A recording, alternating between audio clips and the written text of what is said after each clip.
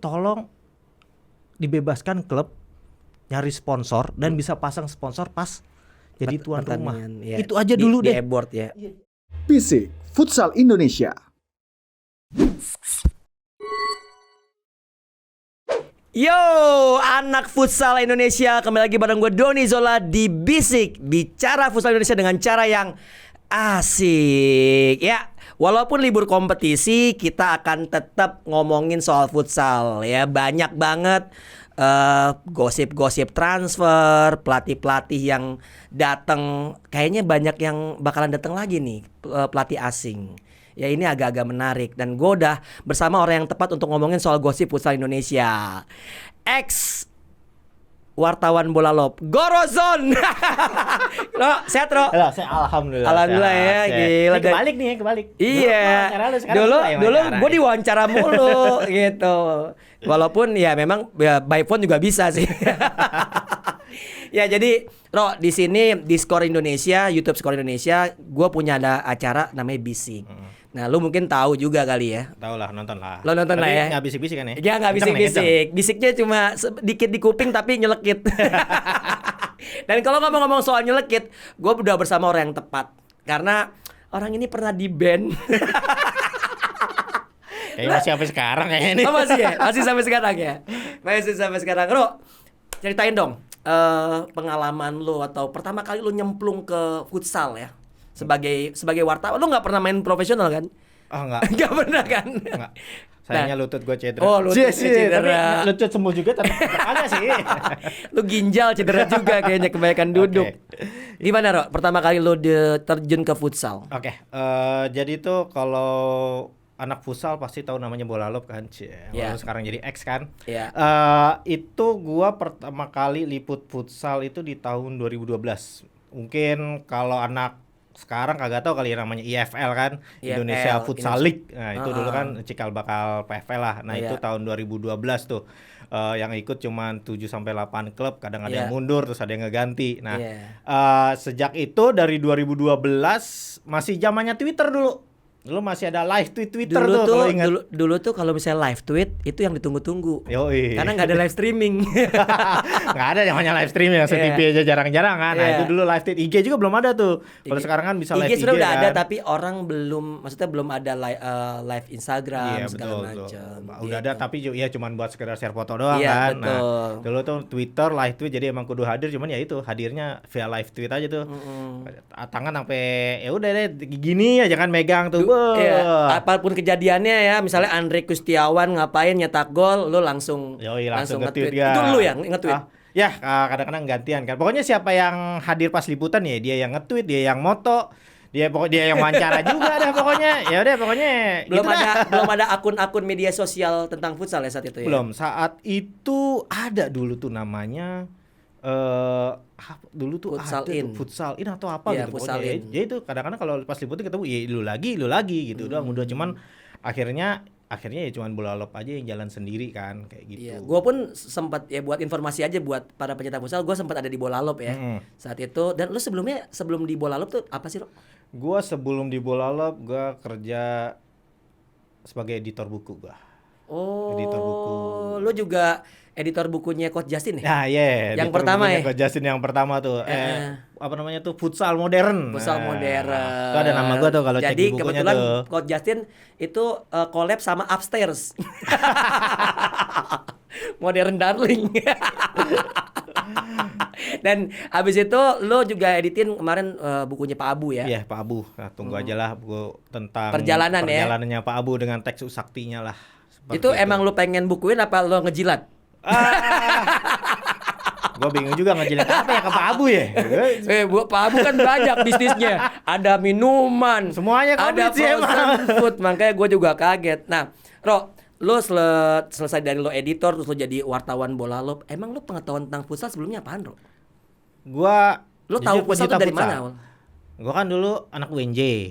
Oh, lu UNJ. Jadi udah tahu ada futsal. Bahkan olahraga ada bukan? Bukan olahraga, tapi ada beberapa pelatih itu sama pemain timnas dulu ya hampir ada seangkatan sama gue, bahkan ada yang di bawah gue. Jadi ya kalau soal futsal ya udah tahu karena kebanyakan ya emang dari UNJ lah kayak gitu kan. Kayak Coach Andi Rawan. Gue sempat pengen ikut UKM cuma ada permasalahannya kalau UKM tuh. Apa UKM tuh? olahraga. Harus Jam 6 pagi gila itu mah gue belum bangun kan. Itu Lah, emang perlu benar. buat atlet doang Iya, gitu. kan lo kan bukan atlet juga kan. Nah, itu menarik sih kalau berarti lo background lo sebetulnya lo udah tahu futsal sebelumnya. Udah tahu Makanya pada futsal. saat lo disuruh di bola lo ngeliput futsal lo seneng dong. Udah ya bukan senang lagi kayak udah apa sih namanya ya? Tempatnya ya. Udah tempatnya lu udah hobi, kan tahu lu ngeliput apa yang lu suka dibayar. Ya, nah, itu itu kan dia. udah kebagian Itu, ganda gitu kan. betul. Nah, jadi ya udahlah dari ya emang udah ngikutin futsal dari pas liga pertama mulai kan 2005 2006 ya udah 2006 2007. 2006 2007 sampai dari sebelumnya mungkin Piala Asia tuh pas rame pertama kali di Lo Indonesia 2002 kan. nonton Piala Asia? 2002 sayangnya gue masih kuliah jadi nontonnya di kampus aja udah. Oh, Cuma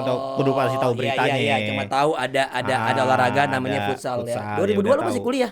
Masih kuliah gue. Tuan gue sama lo ya. Hah? Ya iyalah udah. Lo cuma muka doang ya. Ya pokoknya itulah. Jadi sekadar futsal terus habis itu kan ada ngebahas buku juga kan sama Coach Justin ya udah jadinya ya udah lumayan. Oh betul ngelotok ya. lah. Lo udah mulai mendekat apalagi Coach Justin juga aktif di Milanisti ya. Ya betul. Lo kan sekali. seorang Milanisti ya. Lo seorang Milanisti. Makanya Coach Justin tuh sering nongkrong di hanggar. Yoi, Karena punya hanggar dulu kantor. hanggar ya. Dulu futsal Karena di hanggar. punya ini Kantor di situ. punya kantor di situ. Karena gue kerja dulu sama dia. Nah, Ro, kembali nih sekarang bicara tentang futsal Indonesia. Lo pasti tahu lah. Gue juga tahu, tapi gue pengen dari sudut pandang seorang Goro yang pernah meliput futsal dari tahun 2012 sampai 2020 ya. 2021 lah. 2021 ya. 9 tahun lo ngeliput futsal. Apa sih perbedaannya pada saat lo pertama kali ngeliput futsal sama terakhir kali lo ngeliput futsal? Apa yang berbeda? Perbedaan tuh jelas di sosmed sih. Itu jelas banget, Lebih beda kenceng. banget. Lebih gimana ya? Kalau dulu itu 2012 paling banteran di Twitter kan. Orang Twitter masuk bola lob gitu kan, ada pemain yang masuk bola lob. Misalkan contoh kayak tadi gol Andrew, tahu-tahu di capture sama Andrew kan, di posting itu atau nggak di retweet itu kan agak kebagian sendiri. Cuman kalau sekarang itu setiap klub tuh udah punya sosmed kan IG, jadi semua udah ramai banget lah seperti itu. Bedanya di situ aja sih. Sama kalau gua bilang sama gaji tuh jelas beda. Gaji Pemain dulu parah dan ya. sekarang jelas beda Dulu banget. parah, dulu sejuta aja yang GoPay juga ada ya. Iya betul Dulu- sekali. dulu Bahkan zaman- kadang-kadang dibayar pas main. Kadang juga nggak ada gaji. Iya, Tapi nah dulu itu sistemnya dia. kayak Tarkam.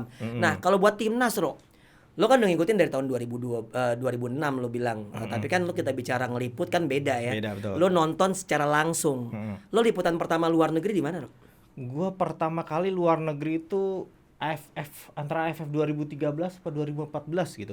Oh, lu berangkat ke sana? Itu ke sana itu. Kemana tuh? Vietnam, Di Malaysia, di Malaysia, yang Oh, Malaysia. Malaysia. Yang kita kalah di semifinal lawan Thailand di menit-menit akhir tuh. Tuh pelatihnya masih Vic Herman tuh. Oh, gue pelatihnya tahu, masih gue Vic tahu. Herman. Yang lawannya Thailand ya kita. Lawannya kalahnya. Thailand di semifinal kita itu kemudian kita peringkat 4 kalau nggak salah kalah adu penalti lawan Vietnam. Oh, pas perebutan juara 3 pun Juara kita 3 kalah ya. kita kalah. Itu zamannya Vic Herman. Itu kalau nggak salah masih ada Andik Firmasa di Selangor. Itu mainnya di Selangor itu. Jadi Andik sempat nonton juga kan tuh pas timnas main. Iya.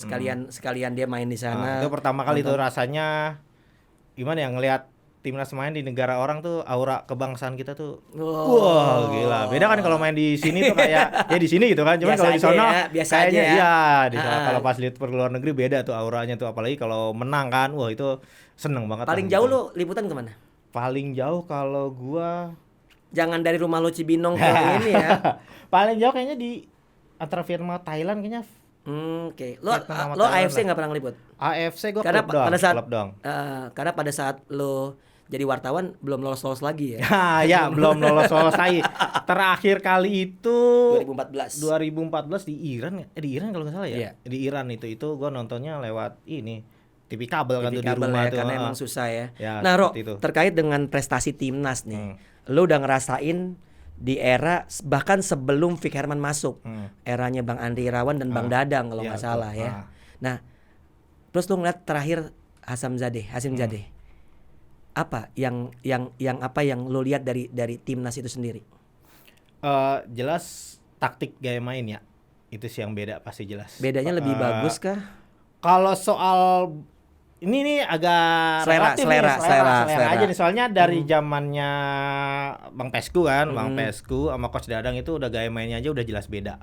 Ya kan kalau yang tahu Coach Dadang pasti udah tahu dengan identiknya counter lah pokoknya mainnya counter, lu defend serang balik gol menang kayak gitu. Iya, tipikal pelatih senior lah. Pelatih senior kemudian lu masuk ke Pesku kan. Nah, Pesku ini dia kalau di mata gue ya, itu dia punya 2 fase tuh di timnas tuh. Waktu timnas awal dia pegang itu gaya mainnya emang masih kayak agak Indonesia kan, ada skill individunya, perpaduan, tiki-takanya juga. Cuman ketika dia pegang kedua kali, itu pas habis dari Coach Dadang kan dia mainnya dia berusaha, dia pakai gaya barunya dia lah dengan tiki-takanya segala macam lah dipadu dengan tetap taktikal individu juga. Cuman itu agak kurang berhasil. Karena nggak lolos. Antara nggak lolos sama pemainnya.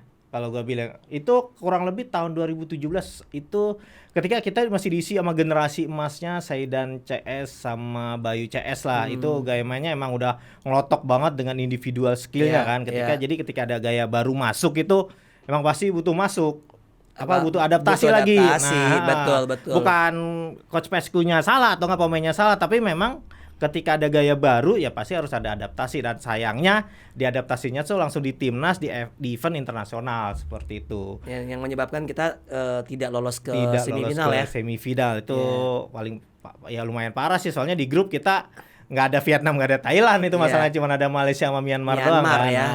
Nah, Myanmar yang ajaib sih kita kalah sama Myanmar sih menurut gua. Betul, itu yang pertama kali itu. Nah, lo ngelihat sekarang pada saat pelatih asing dari Vic Herman. Lalu ada Kensuke Takahashi. Lo deket banget lah tuh. Gue yakin sama Kensuke. Sama Vic Herman kayak lo gak deket-deket banget sih. Malah sebaliknya kata gue sih. Vic Herman lo deket ya? Deket banget, bahkan ya. Itu pernah chat lo. Udah makan belum? Ada gitu. ya gak sampai gitu juga, pacaran. Ya pokoknya ada hal ihwal sampai tadi Donzel bilang di band itu ya mungkin gara-gara dia tuh. Oh gitu? Ya. Gara-gara Vic Herman? Kensuke? Timnas masanya dia.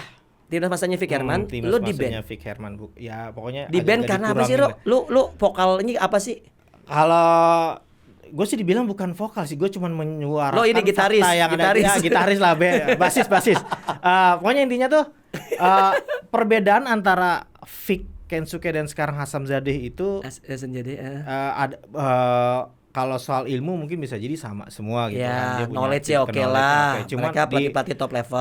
Di permasalahan adalah di dukungan. Oh, dukungan dari apa? Federasinya. Kalau Vic Herman kurang didukung.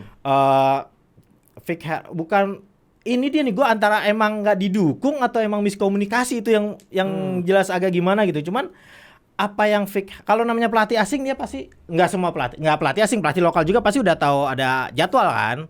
Jadwal dulu misalkan latihannya mulai kapan, ada peak performanya di mana gitu kan. Nah, pas zamannya Vic itu apa yang direncanakan sama Vic tuh nggak berjalan.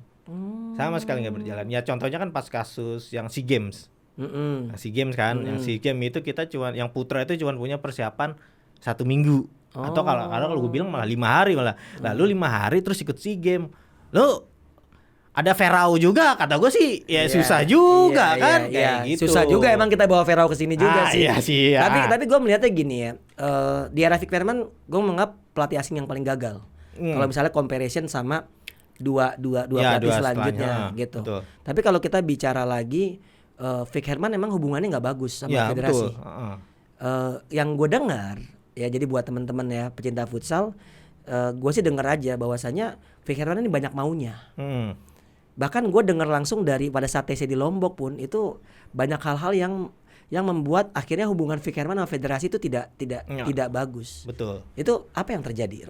Lo kan wartawan, pasti lo tahu. Ya itu dia kan seperti yang lo bilang tadi, namanya Vic Herman istilahnya pelatih asing gitu kan. Ya nggak pelatih asing tadi juga kan, pelatih lokal juga pasti sama kan. Ya, apa yang dia punya agenda, punya jadwal, apa yang harus dimauin, apa yang harus dilakuin istilahnya kan, ya buat performa timnya itu sesuai gitu kan. Jadi federasi tidak bisa mengakomodir apa yang diinginkan oleh Vic Herman, sehingga nggak bisa jalan dengan bagus. Nah kemudian masuklah Ken. Nah, ini antara dia akomodir atau enggak, atau emang Ken yang beradaptasi dengan federasi, akhirnya agak lumayan berjalan dengan baik. Kalau menurut lo, Ken diakomodir atau emang beradaptasi? Kalau gue bilang Ken beradaptasi. Yes, gue setuju. Karena gini, sebenarnya mungkin kalau buat gue sih federasi sih nggak memperlakukan pelatih itu berbeda, tapi gue melihatnya sih gini ya. Vic Herman itu punya nama besar. Betul. Dia top scorer Piala Dunia pertama kali tahun 89 pada saat diselenggarakan di Belanda. Ya, bahkan ada yang belum lahir kali lu pada ya. Gue udah lahir. Gue udah SD tuh, kelas 1. Disunat kelas 3. Anjing enggak penting banget dibahas di sini disunat. Dapat sepeda. Iya, dapat sepeda. Dulu belum ada PlayStation. Nah, lanjut. Gue melihatnya pada saat di era Kensuke banyak sekali kesempatan yang diberikan sama Kensuke karena Kensuke pun secara salary nggak sebesar Vicky Herman. Kalau menurut gue. Kalau salary ya. Lo tahu nggak salary-nya berapa? Gua nggak mau nyebut ah. Nggak, lo tahu nggak? Gue tahu. Udah kan udah nggak ada orangnya. Maksudnya udah nggak ada di Indonesia. Siapa? Enak. Kensuke? Hah? Lo taunya Kensuke apa Vicky Herman? Dua-duanya. Ya udah Vicky Herman ada Nggak di atas Gocap ada nggak? Di atas Gocap ada. Ada. Di atas CP ada nggak Vicky Herman? Nggak ada. Nggak ada. Ya berarti 75 something lah ya. Kalau Kensuke kan di bawahnya Vicky Herman, benar nggak? Ya karena dia deal-dealan kan sama yang di Jepang sono. Oh, sama Badal Urayasu. Ya, jadi kalau ada harga gedenya sih adalah. Ya, jadi karena Goro nggak mau ngasih tahu, jadi sebetulnya si Kensuke ini adalah orang yang atau pelatih yang direkomendasikan oleh Badal Urayasu. Badal Urayasu juga ngegaji. Ya. Ya kan? Gitu. Goro masih nggak mau ngomong aja. Udah nggak di futsal juga. Kalau gua kan ngormatin aja. Oh, tiang bendera dulu. Kali ya hormatin. Nah, Ro, terkait dengan oke lah kita keluar dari zona tepi jurang masalah gaji pergajian. Kensuke gue menganggap bahwa pelatih yang paling berhasil saat ini. Lo setuju nggak? Atau lo sama kayak Coach Justin bahwa Kensuke nggak berhasil? Gue bilang bukannya nggak berhasil, cuman standarnya sama pelatih lokal yang udah pernah nanganin timnas. Apa nggak juara? Ya nggak juara. Tapi gitu kalau aja. dari permainan? Cuman kalau dari permainan bagus. Cuman kalau soal dia sukses apa enggak masih relatif itu ngelihatnya. Masih bisa diperdebatkan. Masih bisa diperdebatkan. Debatable. Cuman kalau gaya main ya jelas ada kemajuan, itu sih yang penting. Dan yang paling signifikan adalah pada saat kalau buat gue ya oke lah belum menang lawan Thailand, tapi setidaknya pondasinya tuh ada di Kensuke sih menurut gue. Lo setuju nggak kalau misalnya ada statement bahwasanya Hasim Zadeh hanya saat ini yang kemarin SEA Games sama AFF itu meneruskan apa yang Kensuke lakukan? Oh ya jelas itu jelas. Karena kan ya apalagi ya pas AFF kan, pas AFF atau SEA Games tuh dia cuman berapa hari cuma kan? Cuma datang ketemu ya itu, jadi udah jelas ya emang itu masih keterusannya Kensuke. Cuman nah kelihatan yang berbeda itu pas di event terakhir tuh baru kelihatan banget itu ini gaya Iran banget sih. Ada Irannya ya. Nah kalau gue sih jujur ya, gue dari dulu itu Indonesia lebih cocok. Lo ngefans sama Iran nih? Gue ngefans Iran. Kalau gue ngeliat soalnya Indonesia lebih cocok gaya Brazil sama Iran dibandingkan Jepang sama Spanyol. Jepang tuh identik sama Spanyol, dia tiki-taka kan. Sedangkan kalau Iran sama Brazil tuh pasti ada individunya. Sedangkan kita itu dari dulu bahkan dari orang yang bisa ngegocek itu lebih dihargain sama orang yang passingnya 100%, visinya 100%. Tapi itu bagus ya menurut lo? Gocek. Kalau gua ngelihat apa yang dikatain sama talent scoutnya Ajax dulu. Wow. Orang yang punya skill sama orang yang punya speed. Pasti lebih jago yang punya speed. Ketika lu punya speed, punya kecepatan, lu bisa diatur segala macem. Gitu. Lu visi juga bisa diatur. Ya pokoknya adalah. Ada ya, pokoknya makanya gue bilang tadi. Nah, Indonesia tuh udah punya dasarnya. Dia udah punya skill, punya speed kadang-kadang. Bahkan bisa dibilang lari mulu kan, dari dulu kita pasti bilangnya futsal kita mah lari mulu, bawa terus tuh bola sampai gawang. Skill individu. Nah, skill individu, makanya gue bilang lebih cocokan kita ke Iran sama Brazil. Berarti lo menganggap bahwasanya Indonesia ini kiblatnya lebih ke Brazil dan Iran ya gitu. Bukan gua masalahin gaya tiki-taka ya. Kalau gua bilang Brazil enggak, gua juga enggak masalahin. Maksud gua lebih ke ya artinya kiblatnya itu lebih cocok ke Brazil. Karena gini, Brazil sama Iran tuh kalau kita bicara taktik passing segala macam, emang itu udah hal dasar di futsal gitu kan. Udah ngelotok. Nah, di Brazil sama Iran dia ningkatin lagi levelnya. Gimana memanfaatkan skill individu pemain itu di saat yang tepat. Nah, ini yang kurang di Indonesia. Di saat yang tepat ini. Iya, karena kan di Indonesia kan setiap saat ya. Ya, setiap saat dari gawang sendiri juga udah digocek-gocek gitu. Kayak Rexona ya, setiap saat. Nah, tapi terkait dengan lah. Kita bicara semua itu debatable lah ya, karena itu betul, bicara selera. Lo bicara lo suka dengan Iran dan Brazil karena lo menganggap dengan karakternya. Tapi dewasa ini pun futsal berkembang. Betul. Artinya individual memang dibutuhkan, tapi di situasi-situasi tertentu.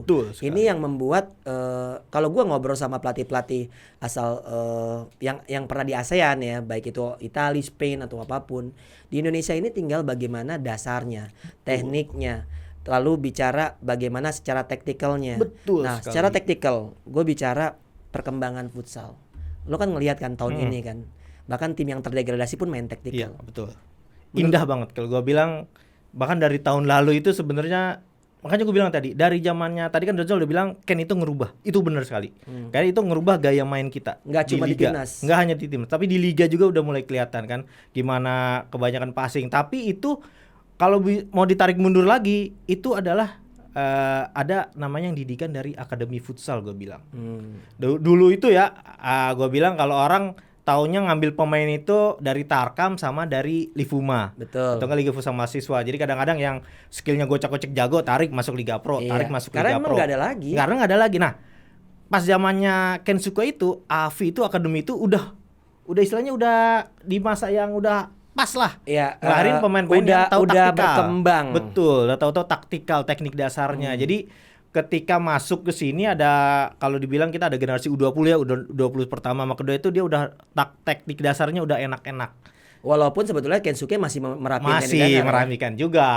Gitu. Nah, dibayangin aja zaman dulu kan, gimana kayak gitu kan. Nah, jadi ketika di liga sekarang tuh enak ngeliatnya kita. Mau digaya masuk taktik aja enak. Gue ngobrol sama Hami ya, pelatih Black Steel. Hami bilang bahwasanya Indonesia itu too much skill. Betul. Dan ini mudah bagi Thailand untuk menghantam Indonesia. Betul sekali. Nah, kemarin terakhir kali timnas kita menghadapi Thailand, dia bilang ini bakalan seru. Ini pertandingan bakal berimbang dan mungkin kalaupun menang mungkin lewat adu penalti, dan itu benar terjadi. Betul. Dan Thailand yang akhirnya memenangkan pertandingan. Tapi kita bisa lihat perbedaan timnas futsal Indonesia sebelum pertandingan itu sama pada saat pertandingan itu sangat berbeda. Sekarang Thailand tuh udah nganggap Indonesia udah kayak Jepang, udah kayak Iran.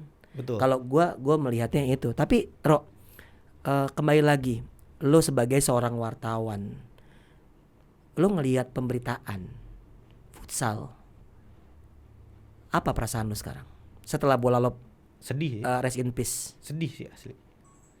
Ada tisu nggak? Padahal gue nggak mau mendatangkan. Sedihnya tuh bukan karena bola lobnya hilang sih, tapi sedihnya tuh gaji hilang. Nggak jelas. Cuman gue dari awal ya, gue jujur aja nih, gue belak-belakan. Kita tahu lah ketua futsal Indonesia siapa kan? Pak Haritanu yang punya MNC Group. Iya. Ya kan? Gue tuh dulu 2012, kemudian Haritanu masuk di 2014, 2015 tuh perasaan gue tuh, kalau orang bilang, wih ada pesaing nih buat bola lob, gue malah seneng. Gue seneng, gue udah ngimpi kebayang-bayang, wah gue dulu sendirian gitu kan di pojok gitu kan, di tenangan sudut gitu kan, buat moto tuh ada temen gitu kan, jadi bisa ngobrol-ngobrol. Ternyata impian gue cuma impian doang. Tetap gue sendiri juga. Jadi paling ada galeri. Nah, cuman galeri kan bukan media jatuhnya. Jadi itu yang gue harapnya tinggi tuh, wah futsal nih pemberitaannya lebih banyak nih, lebih tinggi. Ternyata ya Sami Mawon. Kemudian maju nih ke tahun sekarang nih, ketika bola lob nggak ada, namanya gue bola lob nggak ada, pasti gue tetap nyari referensi. Berita, pengennya. Yang pasti kan nyari di Mbah Google kan. Ketika gue klik, ya sedihnya tuh yang muncul pertama kali cuman berita jadwal pertandingan, hasil pertandingan. Ya kan, bahkan ketika Ricardinho datang itu, gue berharap kok hype tinggi nih, berita di mana-mana.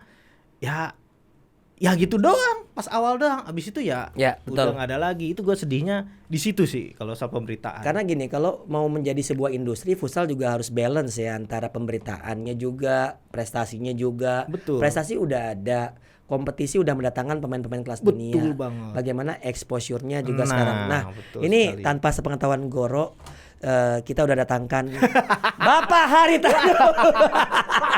Ini bercanda dong, bercanda. Bukan Haritanu Sudibyo, Haritanu Wijaya. Nah, gue seneng banget nih. Kenapa? Karena lu tuh tahu dalam-dalamnya futsal, tapi banyak banget yang off the record gitu. Banyak banget yang nggak keluar bahkan di media bola lob saat itu gitu. Kalau lo menilai 1 sampai 10 kinerja Federasi Futsal Indonesia dari tahun 2014 sampai sekarang, 8 tahun udah. 1 sampai 10 berapa? Kinerja apa dulu, ini banyak nih. Oke lah, kita bicara kita bagi part per part ya. Timnas 1 sampai 10. 1 sampai 10 dari tahun 2014. Antara 7 lah, 7 sama 8, 7 sih kalau gue 7 ya. Kalau prestasinya ada, cuman ada beberapa hal soal komunikasi yang nggak bagus gitu. Liga gimana ya? Kagak ada perubahan juga sih dari dulu sampai sekarang. 1 sampai 10 berapa, Rom? 1 sampai 10 gua anggap 6 dah. 6 ya. 6 tuh kasihan lo ya. 6. Lo karena kasihan ya? Kasihan aja sih bener. Kalau 5 kayaknya parah banget kan. Iya. Kenapa dengan ada apa dengan kompetisi? Perubahannya cuma 1. Dari 2 wilayah jadi satu wilayah jadi full. Sebenarnya itu impian gue dari dulu. Cuman ya itu doang. Dari hadiah malah lebih parah kan. 2015 itu juara pertama 500 juta. Habis itu jadi 250 juta. Sedangkan klub minimal itu ngabisin duit 1,5 M. BSM sama BTS nggak mungkin kan ngeluarin 1,5 M tuh klub yang kayak gimana, Bro? Ya istilahnya bertahan syukur, degradasi ya udah gitu aja. Oh berarti lu menganggap klub-klub yang degradasi dan yang hampir degradasi itu 1,5 M? Ya minimal lah, itu cuma buat ongkos perjalanan doang ya, itu, hotel segala macam. Soal gaji sama makannya pemain ya itu urusan mereka lah. Gua kasih tahu ya buat lo semua yang pengen punya klub gitu ya. Itu lebih 1,5 M. lebih. Makanya, nah tapi kalau misalnya lo mau menjelma kayak klub let's say BTS itu kayaknya di atas 8 sih. Di atas 6,5 ke atas lah. Iya, 6,5 ke atas sih pasti keluar lah. Apalagi top level players juga kan yang datang. Lo bayangin yang juara cuma satu kan, yang ngabisin duit 5 M ke atas bisa jadi ada 2-3 klub gitu. Udah juara cuma dapat 2,5 juta. Betul. Malah turun kan. 2,5 juta tuh sama gaji Ricardinho tuh masih kurang. Benar. Kalau gue bilang dari dulu gue bilang gini, kita harus beri ucapan terima kasih sebanyak-banyaknya kepada bos-bos futsal lah. Lo bayangin kalau gue dikasih 1,5 M bikin klub futsal atau ngapain, yang mendingan gue bikin bisnis lah. Iya. Ya kan, di 1,5 M udah nggak juara malah degradasi apes gitu kan. Kalau gue 1,5 M gue bikin federasi, Ro. Federasi Arum Karam. Gue terima kasih sama bos-bos futsal. Istilahnya dia tahu dia kagak bakalan dapat untung, jangan cuma dapat prestis doang gitu doang. Tapi di sepak bola juga nggak untung kan?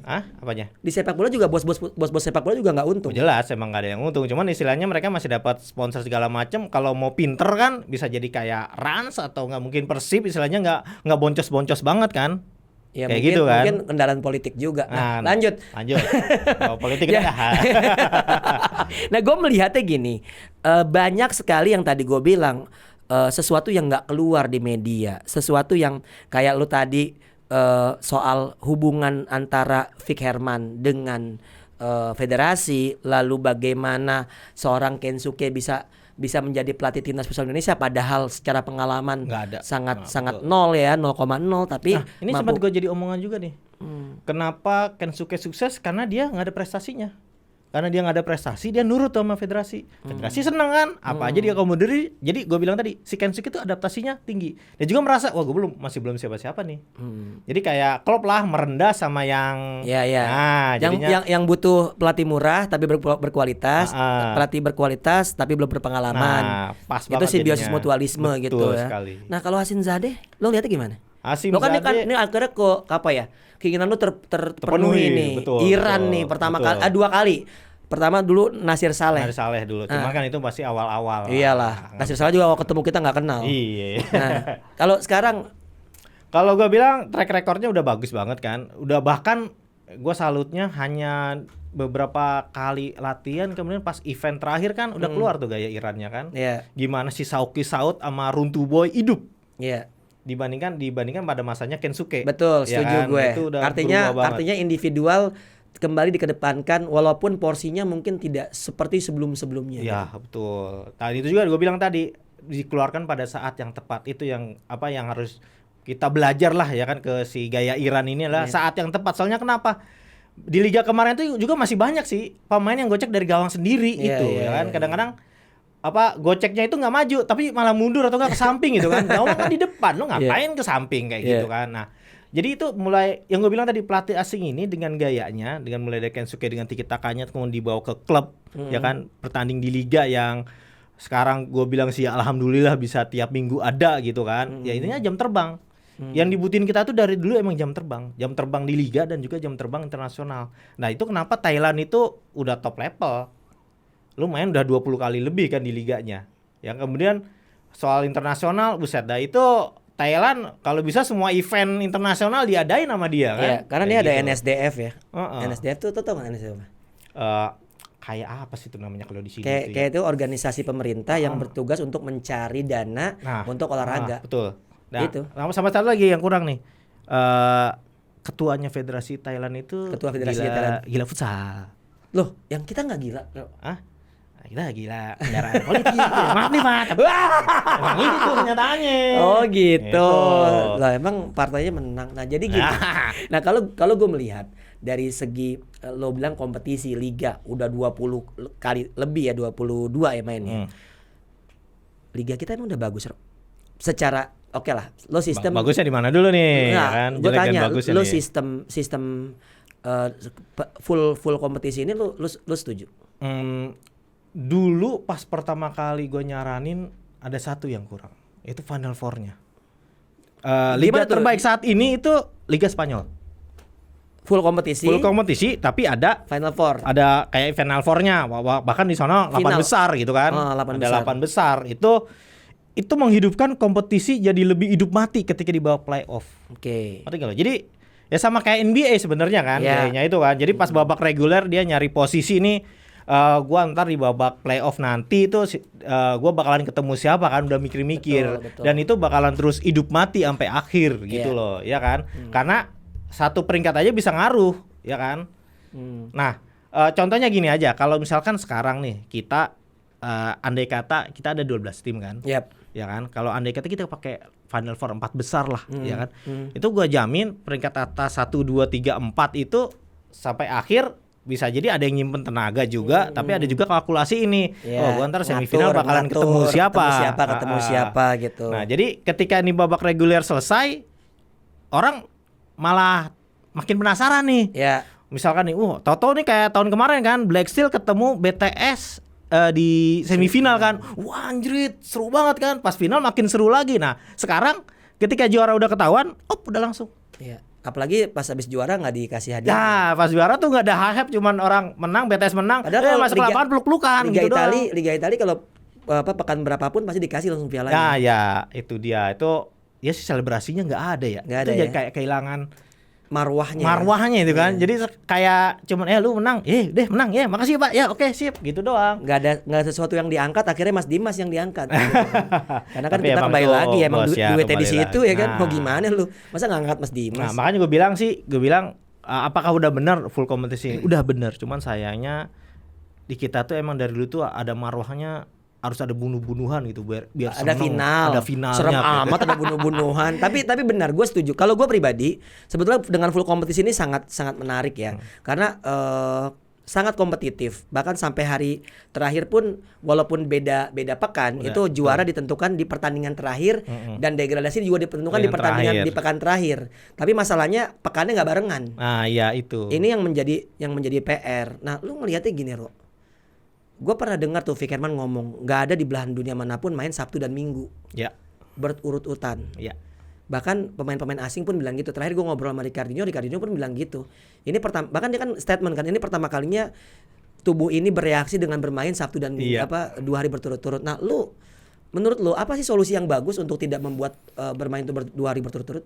Siapa tahu orang federasi lihat, siapa tahu Agus, siapa tahu Henry, sebenarnya gampang sih. Ini sebenarnya udah bagus gitu kan, tiap minggu main. Cuman kalau permasalahan mungkin pasti di kos. Cuman solusinya satu. Tiap klub emang main cuman sekali setiap minggunya. Kita kan ada berapa? Ada 12 kan. Istilahnya berarti ada 6 pertandingan sebenarnya. Bisa aja naruh 3 pertandingan hari Sabtu, 3 pertandingan hari Minggu dengan klub yang berbeda. Jadi tiap klub itu main seminggu sekali. Gitu loh. Kekhawatiran Ricardinho sih udah pasti sih, karena kan biasa dia main seminggu sekali. Seminggu main, ada istirahat dari jeda buat memulihkan badan dulu. Nah, ketika 2 hari berturut-turut ini ya pasti ada efeknya, apalagi ketika nih di hari pertama tuh ketemu lawan yang kuat kan. Udah pasti udah habis-habisan lah, sehabis-habisnya badan dan fisik. Ketika besokannya udah main lagi, itu gak akan kelihatan banget auranya. Contohnya kayak kemarin kan yang Famos. Famos Mataram mati-matian buat nahan imbang Black Steel Manokwari kan.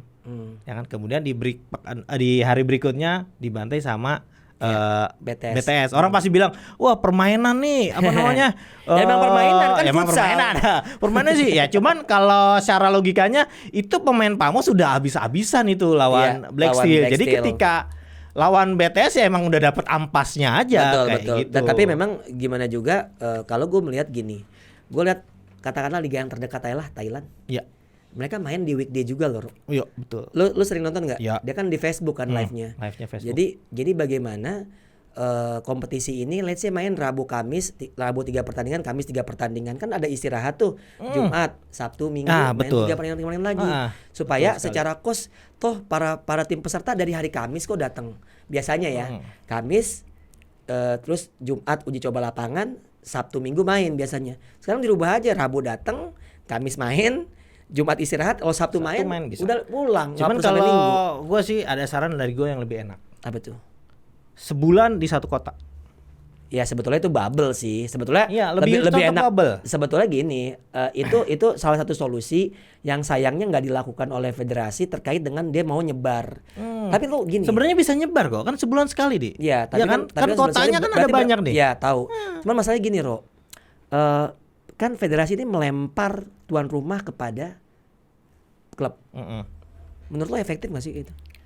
Menurut lo ya, maksud gua dengan lo let's say misalnya kayak Halus tuan rumah di WNJ, Kancil tuan rumah di Pangsuma, 2 kali segala macam bla bla bla. Menurut lo efektif nggak?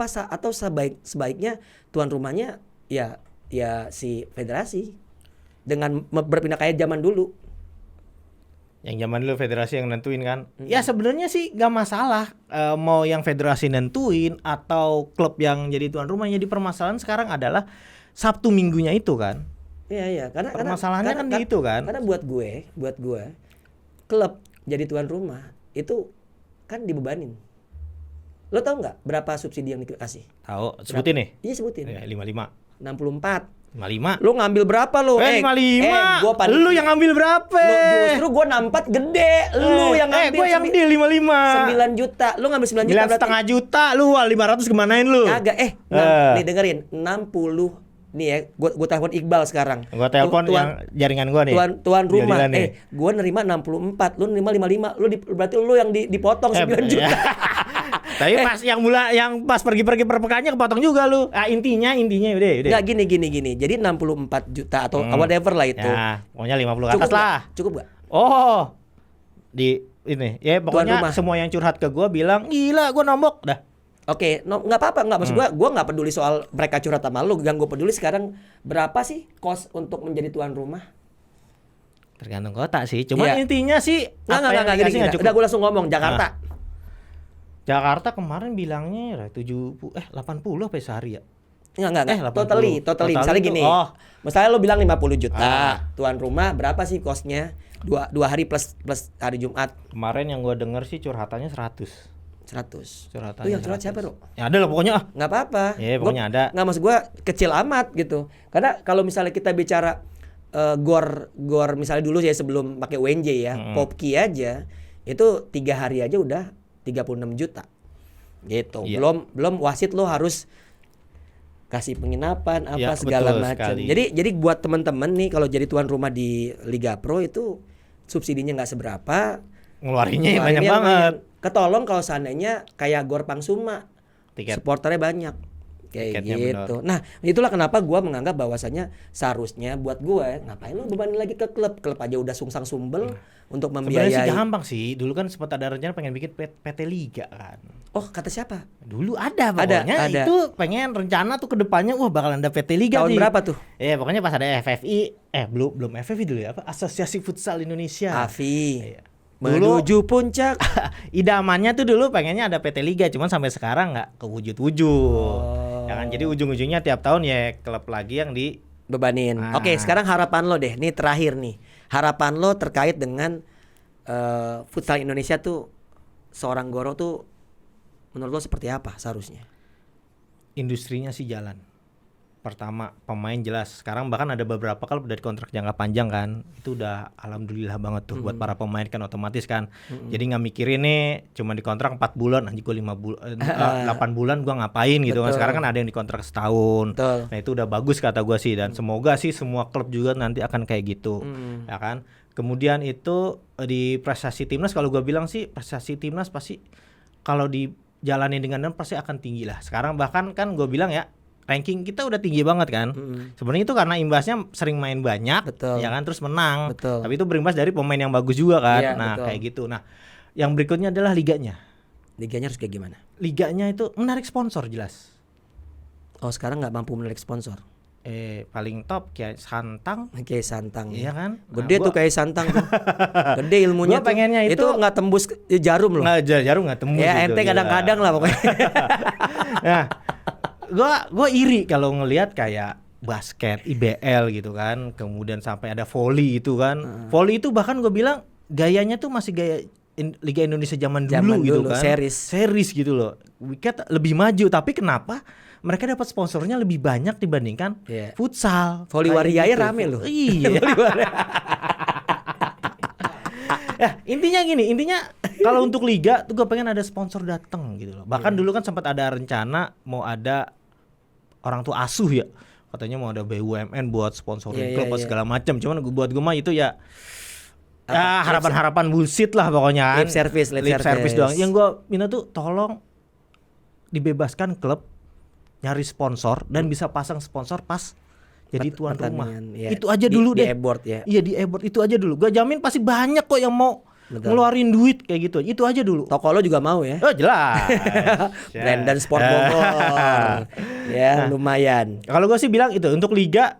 Kalau misalkan mereka masih nggak mau ngadain playoff, ya oke lah, silakan aja. Cuman gue tolong bebaskanlah sponsor untuk masuk untuk klub-klub itu dan bisa pasang di pinggir lapangan seperti itu aja. Kalau misalkan nih yang berwenang nggak bisa datengin sponsor kayak gitu, kan daripada nganggur-nganggur tuh e-board kan, ya kecil-kecilan juga klub pasti nerima. Kata Jonzol tadi bilang kan bisa ngabisin 120 juta lebih kan buat jadi tuan rumah. Kan pasti e-board tuh ada yang mau ngeluarin 10-20 juta juga pasti akan mau. Iya betul. Istilahnya nolong kayak gitu aja kalau gue bilang. Ya. Nah itu ya, jadi buat para pecinta futsal, jadi lo perlu tahu bagaimana futsal ini di era sebelum Bapak Haritanu memimpin dan sekarang pada saat Bapak Haritanu memimpin, karena memang banyak sekali hal-hal yang baik tapi juga banyak juga yang perlu diperbaiki. Betul. Ini mungkin menjadi masukan ya Ro. Kita bukan benci ya sama personal ya. Jadi nggak perlu baper yang dengerin ini, justru menjadikan sebuah katakanlah masukan, input yang bagus ya silakan diambil, yang jelek ya udah jangan dianggap ini sebagai kita membenci. Betul. Karena gue sendiri menjadikan Bisik ini sebagai corong sebetulnya. Corong pada saat bola lop udah nggak ada, gimana caranya orang-orang futsal juga bisa ngomong di sini, yang mungkin nanti mau curhat apapun terkait dengan apa yang terjadi di Liga Futsal segala macam. Ini juga penting menurut gue, dan makanya gue thank you banget Ro. Udah hadir di Bisik. Jangan lupa buat teman-teman like, comment, share, and subscribe YouTube channel Skor Indonesia, karena nggak cuma ada Bisik, ada lirik, ada acara-acara yang lain juga, ada interview juga, ada training juga. Mudah-mudahan juga ada training futsal nih, karena kita tahu kan banyak pelatih-pelatih top juga di Indonesia, mungkin bisa kolaborasi bareng Skor Indonesia. Ro, thank you banget. Thank you banget, gue juga makasih udah diundang. Siap, thank you. Jangan lupa para pecinta futsal untuk juga follow Instagram Skor Indonesia, dan juga tentunya ada Gorozone kalau mau di follow juga. Kalau gua ya boleh lah ya @Donzol. Gua Doni Zola, ciao.